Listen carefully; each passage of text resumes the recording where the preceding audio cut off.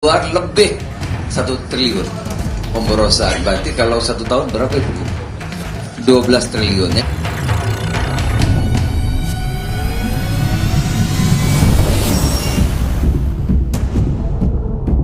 Setelah menetapkan 3 tersangka dalam kasus korupsi MBG yang menyeret 3 mantan pimpinan BGN, Kejagung kembali menetapkan 1 tersangka dalam kasus korupsi MBG terkait pengadaan motor listrik.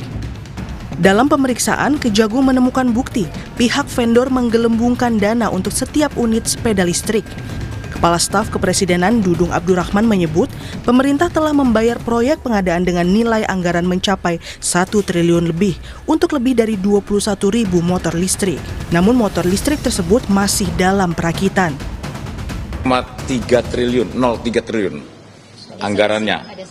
Nah, kemudian setelah dicek rupanya per 7 April ini masih dalam perakitan. Dan tapi ini sudah dibayar oleh pejabat lama. Ya sudah dibayar, ini kan sudah dirakit.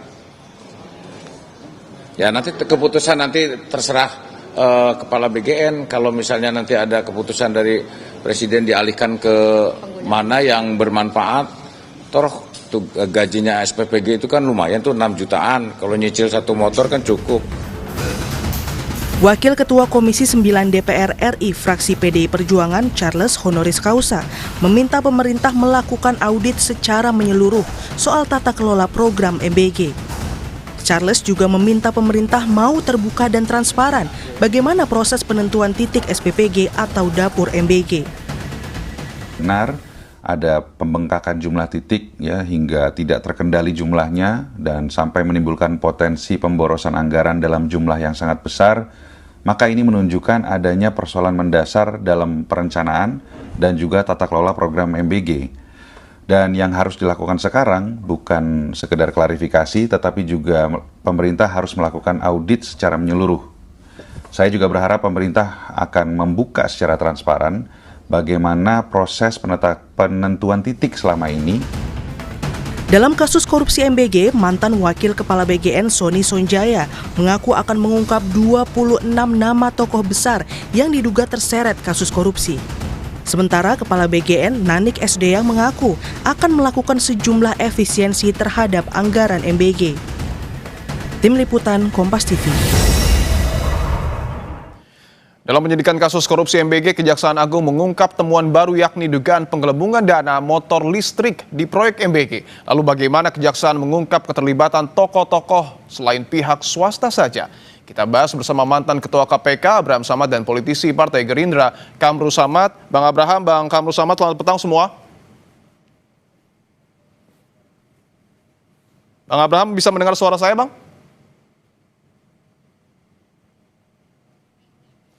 Bang Abraham bisa mendengar suara saya? Oke. Aman? Baik, saya ingin tanyakan Bang Abraham bahwa Kejaksaan Agung sudah mengungkap yang terbaru adalah dugaan markup motor listrik yang kita tahu pengadaannya mencapai angka 1 triliun rupiah. Sebelumnya salah satu tersangka menyebut ada puluhan nama orang besar yang diduga terlibat. Apakah mungkin kasus ini hanya akan berhenti di 3 mantan pimpinan BGN saja karena 2 tersangka baru ini dari pihak swasta? Jadi begini. Sebenarnya tanpa disampaikan oleh tersangka ya, bahwa akan membuka 26 nama itu, kewajiban aparat penegak hukum dalam hal ini perkara yang ditangani Kejaksaan Agung, maka Kejaksaan Agung punya kewajiban untuk membuka nama-nama itu dan mengusut agar supaya publik bisa paham betul ya bahwa kasus ini ditangani oleh Kejaksaan Agung secara transparan dan akuntabel, karena ini kan harus ada pertanggungjawaban ke publik ya. Setiap kasus yang ditangani oleh aparat penegak hukum itu harus bisa transparan ke masyarakat. Ada akuntabilitasnya supaya masyarakat itu bisa mengukur kinerja aparat penegak hukum. Apakah yang bersangkutan mengusut perkara itu secara adil? Apakah perkara itu benar-benar dijalankan secara baik dan benar? Karena kan akhir-akhir ini kita banyak melihat juga ya, contoh ada beberapa kasus, tentunya nggak semua, ada 1-2 lah. Misalnya di masa lalu ada kasus Tom Lembong dan lain-lain sebagainya. Oleh karena itu menjadi kewajiban Kejaksaan Agung untuk membuka kasus ini secara terang benderang agar Oke. supaya masyarakat bisa memberikan support. Karena kalau kita lihat kasus korupsi MBG ini sebenarnya ya, kasus ini sudah lama dikritisi oleh rakyat. Teman-teman ICW juga sudah pernah melaporkan baik di KPK maupun di Ya. Kejaksaan Agung. Oleh karena itu, ini menjadi PR yang harus dituntaskan karena kita lihat uang negara yang ditilep itu nggak main-main jumlahnya. Khusus mengenai apa itu pengadaan motor listrik aja sudah 1 T, belum lagi yang Betul. lain-lain. Lebih dari 1 triliun rupiah. Baik, saya ingin ke Pak Kamru Samad bahwa tadi Bang Abraham Samad menyebutkan 26 nama yang sebelumnya disebutkan oleh salah satu tersangka lebih baik dibuka dan diusut oleh Kejaksaan Agung. Di sisi lain ada berhembus kabar bahwa di antara 26 nama itu ada anggota eksekutif, legislatif, dan yudikatif. Anda sepakat bahwa nama ini harus dibuka dan diusut, Pak Kamru Samad? Mungkin bisa di-unmute terlebih dahulu Pak Kamru Samad biar kita bisa mendengar Mas suaranya. Ipo. Baik, siap. Mas Ipo kedengaran suaranya. Dengar Pak, silahkan dilanjutkan. Kami sependapat apa yang disampaikan oleh Bang Abraham bahwa penegakan hukum adalah sebuah komitmen dari pemerintahan Presiden Prabowo dan kita menghormati sepenuhnya para penegak hukum dalam menuntaskan kasus korupsi yang ada dalam program MBG ini.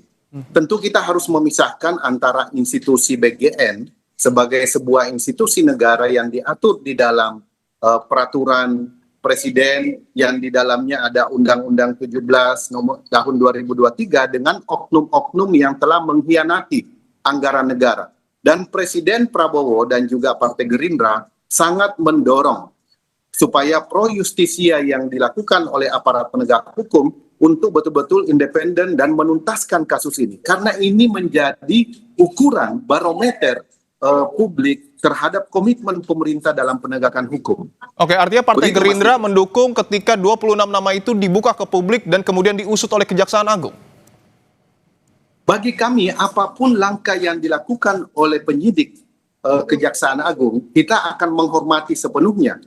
Betapapun demikian, kita tidak akan melakukan intervensi terhadap penegakan hukum karena sejak awal kita mendorong terbentuknya pemerintahan yang bersih dan berwibawa. Clean and good government itu adalah komitmen dari Presiden Prabowo sejak awal. Dan Oke. tokoh-tokoh seperti Pak Bram Samad, kita memerlukan beliau untuk bisa mengawal proses justisia yang sedang berjalan. Begitu juga komponen civil society yang lainnya. Begitu Mas Ipo. Oke, termasuk jika ada dugaan keterlibatan, mohon maaf, pihak-pihak yang kemudian berada di eksekutif maupun legislatif. Pak Kamru Samad. Mas Dipo, kita menyaksikan dalam 1 tahun 6-7 bulan pemerintahan Presiden Prabowo, ada berapa banyak pelaksana pemerintahan yang Baik. sudah berhubungan dengan hukum. Dan Baik. itu tidak ada proteksi dari pemerintahan ini. Dan itulah komitmen beliau secara sungguh-sungguh ingin dilakukan di sini. Dan kami pun meyakini apa yang dikehendaki oleh rakyat, supaya korupsi uang rakyat ini harus segera dihentikan. Oke, Partai baik. Gerindra sangat komit dan menghormati independensi aparat penegak hukum. Dan Baik. kita harus menjaga sepenuhnya hal tersebut. Baik, saya ingin ke Bang Abraham bahwa tadi nampaknya Pak Kamru Samad juga mendukung jika memang langkah Kejagung untuk kemudian membuka dan juga mengusut nama-nama itu. Anda melihat apakah mungkin apa yang kemudian disampaikan oleh pihak tersangka ada keterlibatan pihak eksekutif, legislatif, bahkan yudikatif, Bang Abraham Samad? Jadi gini ya, siapapun pihak yang terlibat ya, siapa tahu juga ada aparat penegak hukum dan lain sebagainya. Harusnya Kejaksaan Agung itu tidak memilih-milih. Kenapa saya bilang tidak memilih-milih? Karena kan asas hukum kita sudah tahu ya, equality before the law ya. Jadi semua orang sama kedudukannya di bawah hukum. Oleh karena itu Kejaksaan Agung harus membuka secara transparan kasus ini ya, agar supaya publik bisa mengawasi. Karena kalau kasus ini tidak dibuka secara transparan, maka susah sekali publik untuk mengawasi serta mengikuti kasus ini jalannya. Kira-kira seperti itu Mas Dipo. Oke, Anda tentu memiliki pengalaman yang begitu panjang untuk menyidik kasus korupsi, Bang Abraham. Mungkin apakah penetapan justice kolaborator ini bisa dimulai dari sana sehingga proses penyidikan bisa dilakukan dengan tegas dan juga transparan? Ya, dulu di masa KPK kan mulanya justice kolaborator itu diterapkan oleh KPK ya, bagi tersangka yang ingin membongkar secara luas kasus itu, maka diberikanlah privilege yang kita sebut justice collaborator. Oleh karena itu, dengan adanya tersangka yang siap membongkar kasus ini secara luas, maka menurut saya itu menjadi poin yang penting dan poin positif bagi Kejaksaan Agung untuk melanjutkan kasus ini. Agar supaya apa? Kita tidak mau kasus ini dikanalisasi ya, artinya hanya dilokalisir dalam ruang yang sempit gitu. Oleh karena itu siapapun tersangkanya, siapapun yang terlibat dalam hal ini itu harus dibuka oleh Kejaksaan Agung, dan siapapun nanti pada akhirnya misalnya ternyata namanya cuma ada tapi keterlibatannya tidak ada, itu perlu juga di-clearkan agar supaya masyarakat bisa tahu persis ya siapa-siapa saja yang terlibat di dalam kasus MBG ini. Karena kita prihatin ya, Mas Dipo ya, karena saya coba menganalogikan begini. Ini kasus ya secara manusiawi sulit sekali diterima akal sehat. Kenapa saya bilang sulit sekali diterima akal sehat? Saya menganalogikan ini seperti apa ya? Seperti ada pencuri masuk ke dalam masjid, kemudian yang dicuri itu uang yang ada di celengan masjid. Kira-kira begitu analoginya. Kenapa saya katakan demikian? Saya melihat begini. Ini kan yang dikorupsi ini sebenarnya uang untuk meningkatkan gizi generasi muda, atau boleh dikatakan dalam bahasa yang sarkasme, duit yang dikorupsi ini adalah duit untuk memberi orang yang sedang lapar, kira-kira seperti atau duit yang digunakan untuk orang yang kurang gizi supaya dia bergizi, kira-kira seperti begitu ya. Sehingga menurut saya tindakan kepala BGN dan tersangka-tersangka lainnya ini sulit sekali diterima akal sehat. Oleh karena itu ini yang harus diperhatikan oleh Kejaksaan Agung menurut saya. Oke, saya ingin ke Pak Kamru Samad bahwa yang menarik juga Kejaksaan Agung, koreksi kalau saya salah, meminta kepada pihak BGN untuk segera mendistribusikan motor listrik ini. Apakah ini hal yang juga sudah diketahui oleh politisi Partai Gerindra bahwa motor ini justru malah didistribusikan atau seperti apa? Tentu semua harus ada prosedurnya, karena kami mendapatkan data sementara pengadaan barang seperti termasuk sepeda motor ini itu APBN 2025. Itu artinya kalau APBN 2025 harusnya timelinenya itu paling lambat 15 Desember penyerahan barangnya sudah semua selesai. Nah sekarang kita sudah di bulan Juni, itu penggunaan APBN tidak berarti belum memenuhi satu unsur Mas Dipo, yaitu unsur tepat sasaran dan tepat manfaat. Nah dalam penggunaan belanja negara. Nah jadi artinya pekerjaan pengadaan ini belum tuntas, belum selesai. Jadi itu.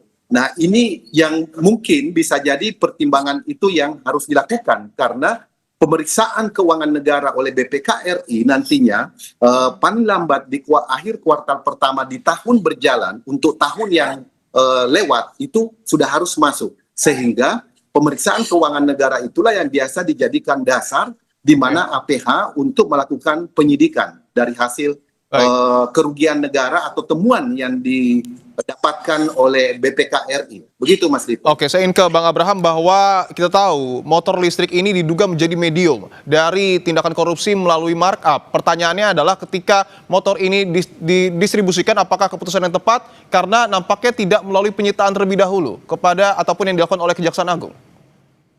Ya, jadi perlu kita ketahui ya, korupsi mengenai pengadaan motor listrik ini adalah korupsi yang sifatnya pengadaan barang dan jasa. Ini korupsi yang sangat sederhana sebenarnya bagi aparat penegak hukum untuk menuntaskan, mengusut dan menyelesaikannya. Sederhana sekali.